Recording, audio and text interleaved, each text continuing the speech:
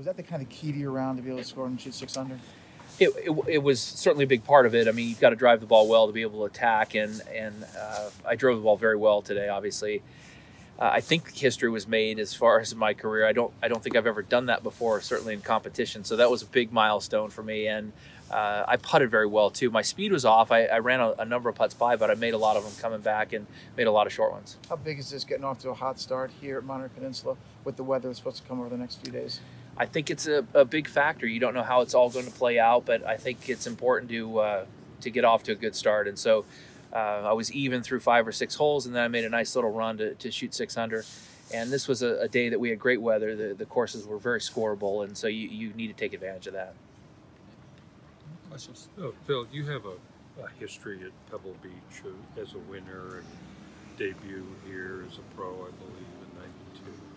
Does Pebble Beach have some sort of special meaning to you whenever you're playing here or no?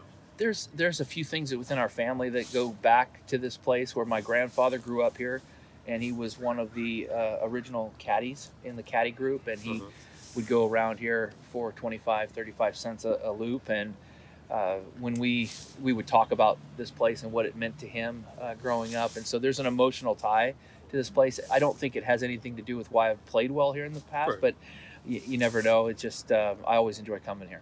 Phil, is the history of Pebble, the fact that Mickelson, Tiger, and Watson won here, is that as much part of the lore as the course itself?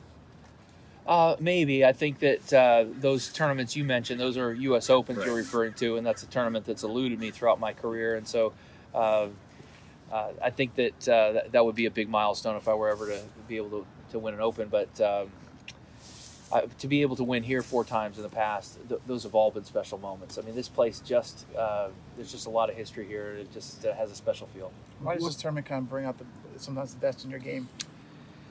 I think it's always at the start of the year where I'm fresh and ready and wanting to play well. I grew up on Poana Green, so it's a very natural grass for me, whereas a lot of guys who grew up and live on the East Coast, it can be a challenge. So I feel more comfortable. I've had good putting rounds here, and I just have been fortunate to play well here, I guess. Well, the conditions are obviously going to be different in June, but how can you use this tournament to kind of prepare for it? I don't know if you can. I mean, this is a separate event and separate conditions, separate shots, different shots that you're hitting. So I don't know if you can really prepare other than to visualize it and see it. When do you start? Al Santos. Okay. Yeah. When do you start your prep for the U.S. Open? I haven't thought about it. Probably not till right before. It's not going to be anything like what we're seeing now. When we came back in 1998, and I ended up winning, I think, my first event here was with that 3-month gap, and we came back and the greens were firm and fast, and it was just a whole different golf course. And I don't think that there's really much you're going to gain